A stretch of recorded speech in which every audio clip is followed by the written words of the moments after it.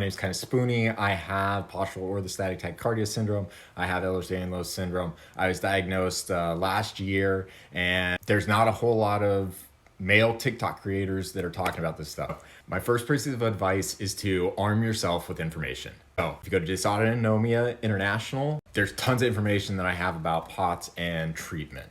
First, you need tools. I use compression.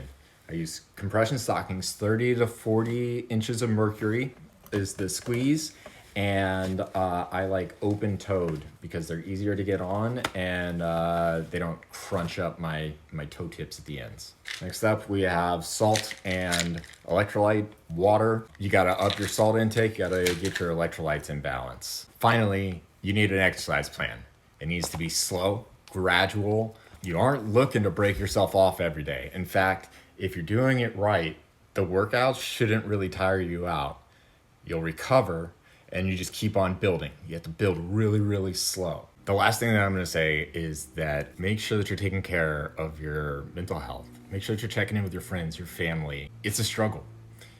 And it doesn't get easier overnight. It doesn't even get easier over a year. It's slow incremental progress. And you're gonna have to go on like a whole healing journey, man. But the good news is there's a lot of community here. Look at the people around you, look to your friends, look to your family, look to the people that have always been there for you. Don't forget that you're alone.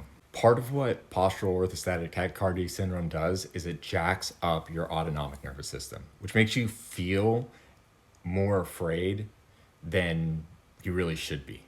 It messes with your sense of perception. Keep that in mind. For me, once I got all of the pieces and parts in place, I was able to start meditating, and that gave me a deeper insight into how my body is actually reacting to the mechanical forces at work, and ultimately gave me greater control over my condition.